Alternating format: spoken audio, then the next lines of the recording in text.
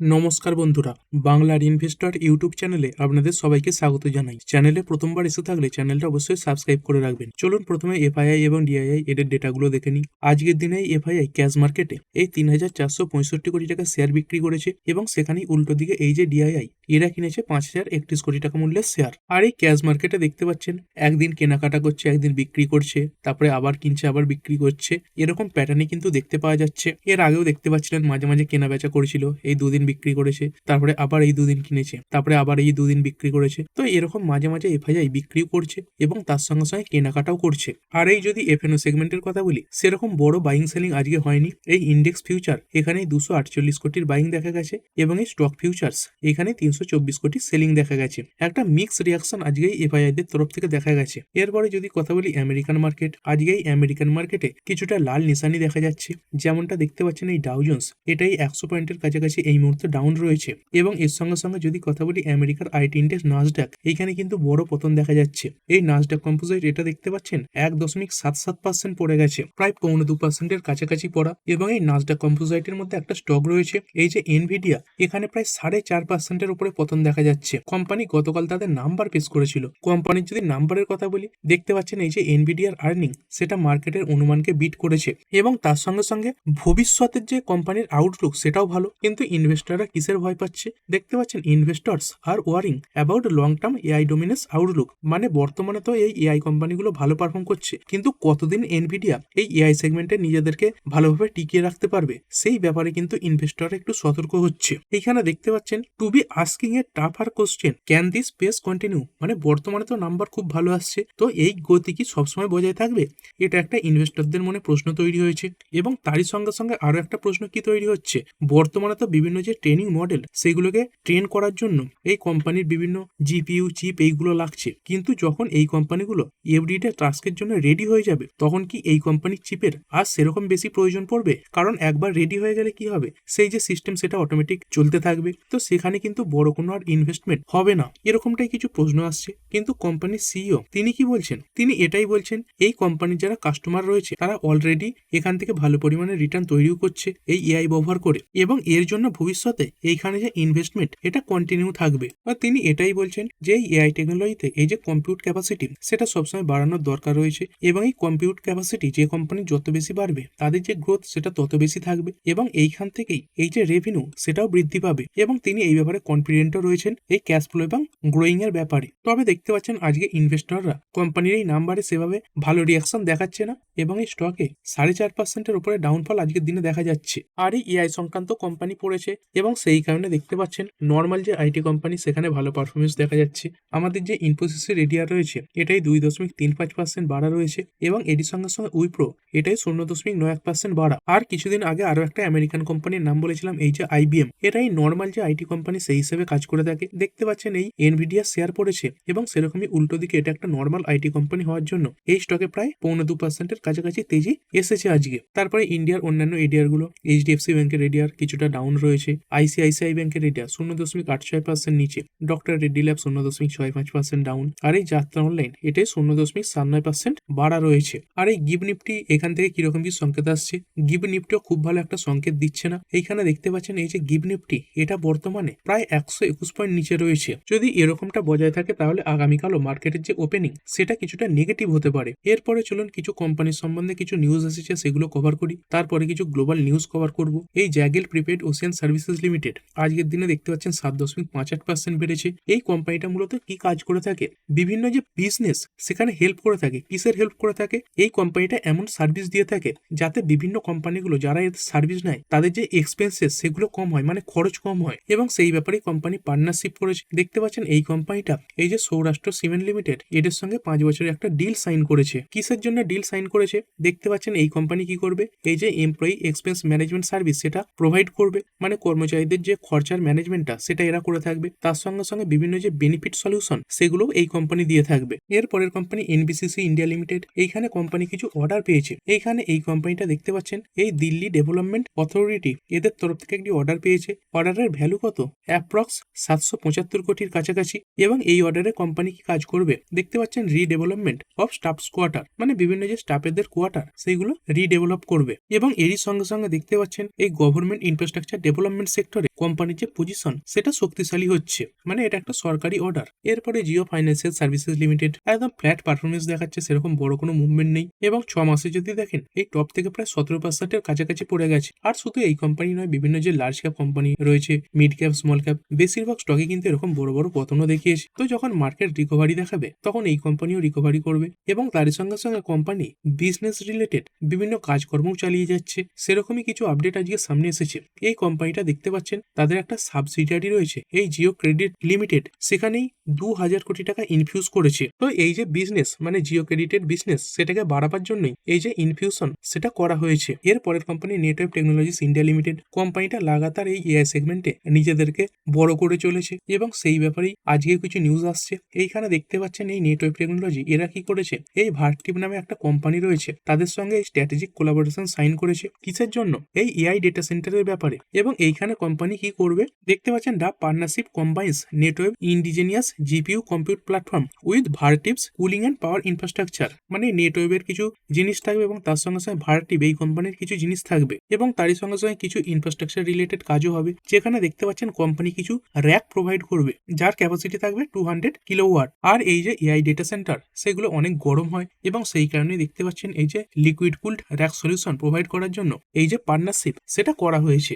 তারপরের company MSTC limited, এইখানে যদি কথা বলি এই কোম্পানি দেখতে পাচ্ছেন এই কোল ইন্ডিয়ার একটা বড় টেন্ডার জিতেছে। এরপরের কোম্পানি ইরকন ইন্টারন্যাশনাল লিমিটেড, এই কোম্পানির জন্য খবরটা কিছু নেগেটিভ দিকেই। এই কোম্পানি কিছুদিন আগেই একটা ট্যাক্সের ব্যাপারে নোটিশ পেয়েছিল, এই 109 কোটির ট্যাক্স, এবং সেই ব্যাপারে কোম্পানি পরে উচ্চ আদালতে অ্যাপিলও করেছিল যাতে কোম্পানিকে এই ট্যাক্সটা দিতে না হয়। কিন্তু দেখতে পাচ্ছেন এই যে পাটনা হাইকোর্ট তারা কোম্পানির এই যে প্লি সেটাকে ডিসমিস করে দিয়েছে, মানে কোম্পানিটাকে এই যে ট্যাক্স সেটা পেমেন্ট করতেই হবে। আর এই 108.75 কোটি টাকার মধ্যে কোম্পানি ইতিমধ্যে এই যে 27.39 কোটি সেটা ডিপোজিট করে দিয়েছিল এবং বাকি যে টাকাটা রয়েছে এই 81.36 কোটি সেটা কোম্পানি পেমেন্ট করবে। তারপরে একটি কোম্পানি জন কোয়াকেরিল লিমিটেড, এইখানে যদি কোম্পানির শেয়ারটা দেখেন দেখতে পাচ্ছেন এই প্রথমে ফ্ল্যাট পারফরমেন্স দেখালেও তারপরে পড়ে গিয়েছিল এবং শেষকালে একটা শার্প রিকভারি আসে। আর এই কোম্পানি শেষের দিক করে তাদের যে রেজাল্ট সেটা পেশ করেছে এবং তারপরে রিকভারি আসে। তবে মার্কেট বন্ধের কিছুটা আগে নাম্বার আসার জন্য মার্কেটে সেরকম বড় রিয়াকশন দেখা যায়নি। হতে পারে আগামীকাল কোম্পানির যে স্টক সেখানে একটা বড় রিয়াকশন এসে গেল। কেমন এসেছে কোম্পানির নাম্বার? যদি কোম্পানির সেলস এর কথা বলি, এই 72 কোটি সেলস বেড়ে হয়েছে 102 কোটি। এই এবিটা দেখতে পাচ্ছেন আগে লসে ছিল, এই 48 লাখের লস ছিল, সেখান থেকে প্রফিটেবল হয়েছে 10 কোটির এবিটা।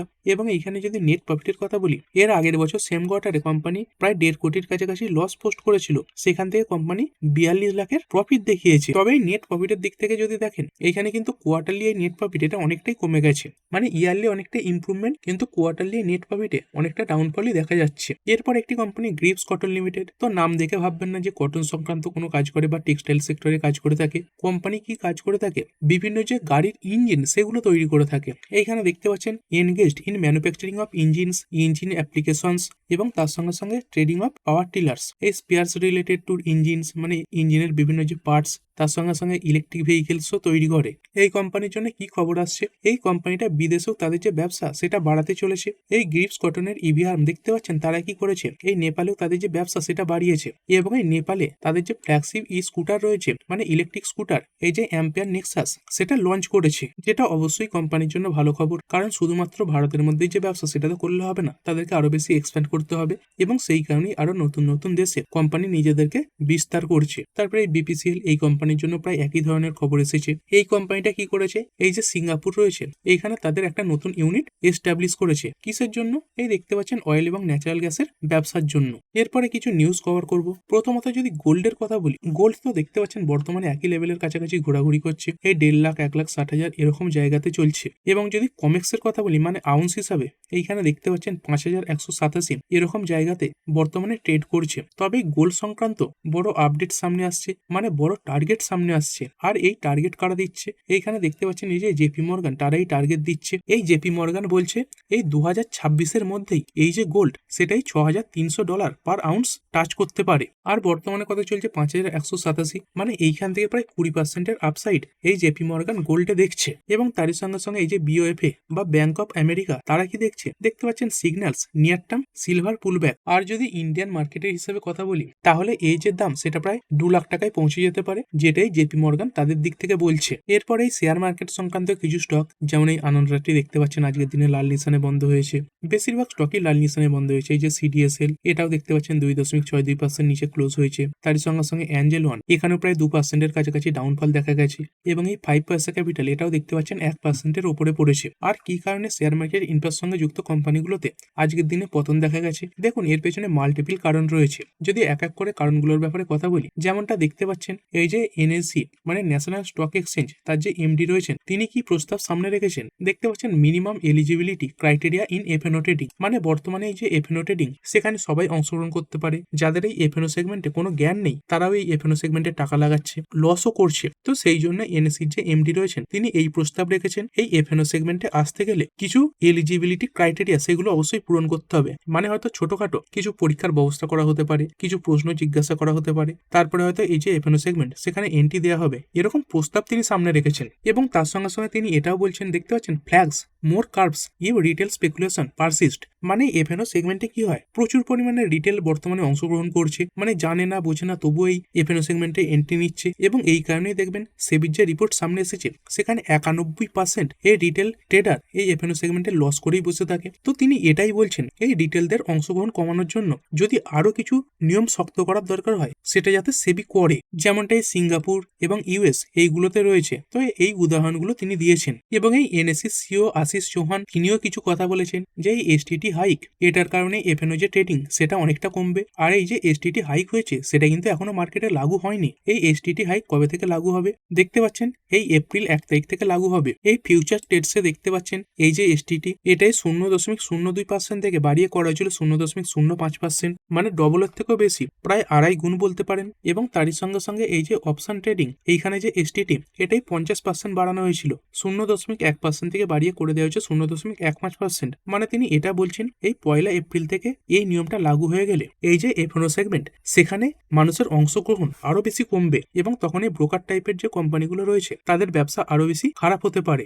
এবং তারই সঙ্গে সঙ্গে এই খবরটাও দেখতে পাচ্ছেন, NSCIX opens door to 30 global markets for retail NRI investors, মানে এনএসসি তারাই 30খানা দেশের মার্কেটে ইনভেস্ট করার জন্য এই ইন্ডিয়ার যে রিটেল ইনভেস্টররা রয়েছে এবং তার সঙ্গে সঙ্গে এনআরআই মানে নন রেসিডেন্ট ইন্ডিয়ানস তাদের রাস্তা করে দেবে। মানে বর্তমানে ইন্ডিয়ার যে রিটেল ইনভেস্টররা রয়েছে এবং তার সঙ্গে সঙ্গে এনআরআই, এরা কিন্তু এই এনএসসির প্ল্যাটফর্মের মাধ্যমে প্রায় 30খানা দেশের মার্কেটে ইনভেস্ট করতে পারবে। তো যদি এরকমটা হয় তাহলে কি হবে, কিছু রিটেল ইনভেস্টর অবশ্যই তো বিদেশি যে মার্কেট রয়েছে সেখানে এন্ট্রি নিতে পারে, যার ফলে কি হবে এই ইন্ডিয়ান মার্কেটের যে এক্সপোজার সেটা কমতে পারে। তো প্রথমে দেখতে পাচ্ছেন এই যে আমেরিকাতে লিস্টেড স্টক রয়েছে সেখান থেকে শুরু হতে পারে, এবং তারই সঙ্গে সঙ্গে দেখতে পাচ্ছেন এই যে ইউনাইটেড কিংডম, জাপান এবং ইউরোপের মার্কেট এগুলোতেও অ্যাক্সেস দেওয়া হতে পারে, এবং যেটা পরবর্তী 3 থেকে 6 মাসের মধ্যে শুরু হয়ে যেতে পারে। এবং বর্তমানে এই যে রিজার্ভ ব্যাংক অফ ইন্ডিয়া দেখতে পাচ্ছেন এদের গাইডলাইন রয়েছে। কি গাইডলাইন রয়েছে? যে একটা ফাইন্যান্সিয়াল ইয়ারে আমাদের ইন্ডিয়ান রেসিডেন্ট মানে আমাদের মতো ধরুন রিটেল ইনভেস্টররা এরা সর্বোচ্চ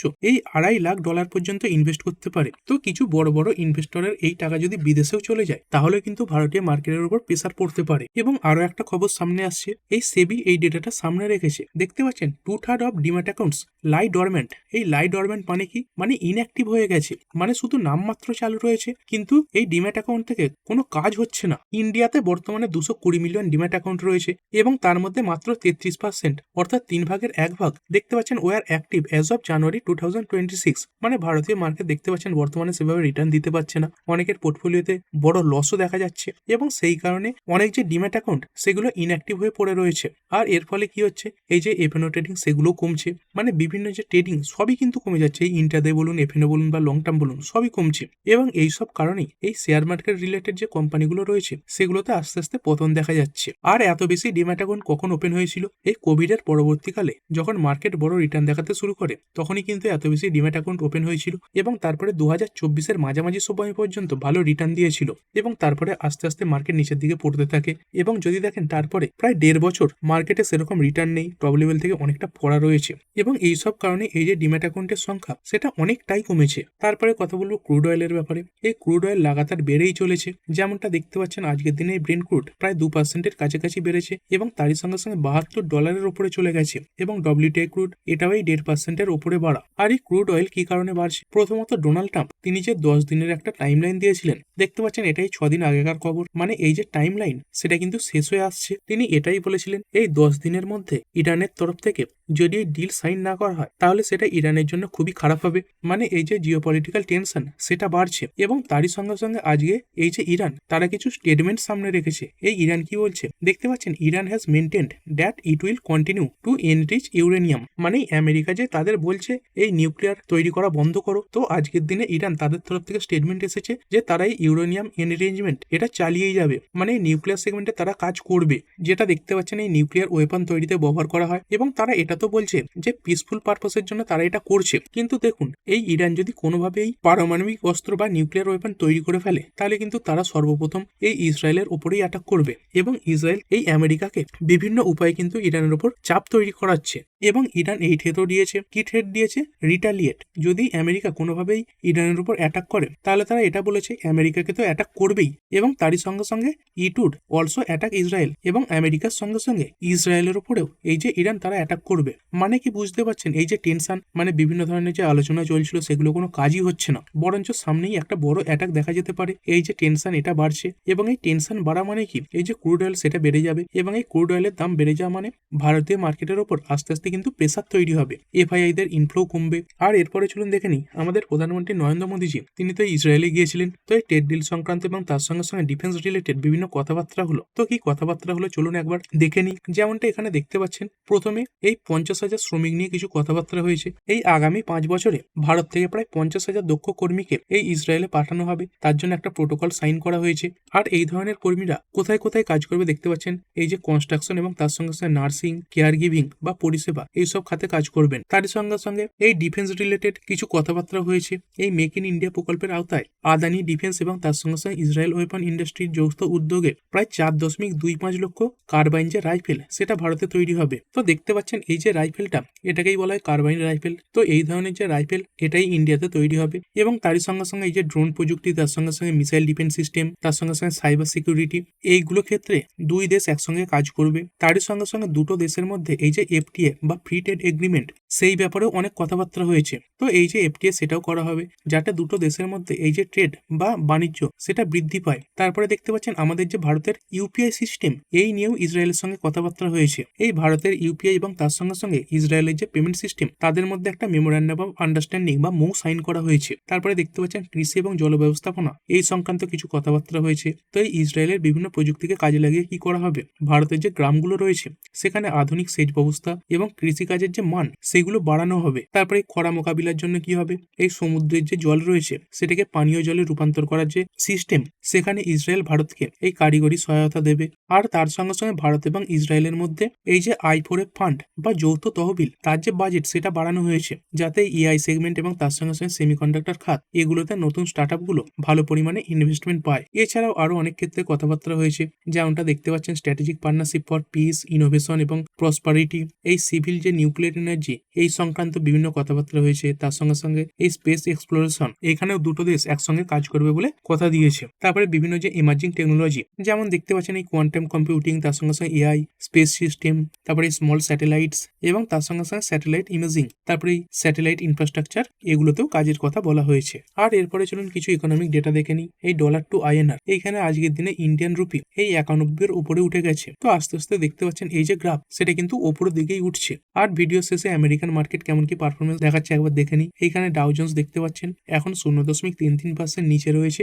আর এখানে নাসডাক কম্পোজাইট এটা কেমন কি পারফরমেন্স দেখা যাচ্ছে, এই নাসডাক কম্পোজাইটের যে পতন সেটা আরো বেড়েছে, এই মুহূর্তে 1.84% নিচে ট্রেড করছে। তো ঠিক আছে বন্ধুরা, আশা করছি ভিডিওটা আপনাদের ভালো লেগেছে। আপনি চাইলে এটাকে লাইক এবং শেয়ার করতে পারেন। আর শেয়ার মার্কেট সংক্রান্ত ডেইলি নিউজ আপডেট পেতে চ্যানেলটা সাবস্ক্রাইব করে রাখবেন এবং পাশে থাকা বেল আইকনটি টিপে অল অবশ্যই সিলেক্ট করে রাখবেন, যাতে পরবর্তী ভিডিওর নোটিফিকেশন আপনার কাছে সময় মতো পৌঁছে যায়। আর হ্যাঁ, ভিডিওটি শুধুমাত্র ইনফরমেশন এবং এডুকেশনাল পারপাসের জন্য বানানো হয়েছে। আমি সেবি রেজিস্টার্ড নই, তাই কোনো প্রকার শেয়ারে কোনো প্রকার বাই, সেল, হোল্ড বা অ্যাভারেজ করার কোনো সিদ্ধান্ত নেওয়ার আগে আপনার যে ফাইন্যান্সিয়াল অ্যাডভাইজার আছে তার সঙ্গে অবশ্যই আলোচনা করবেন। দেখা হচ্ছে পরের ভিডিওতে। ধন্যবাদ।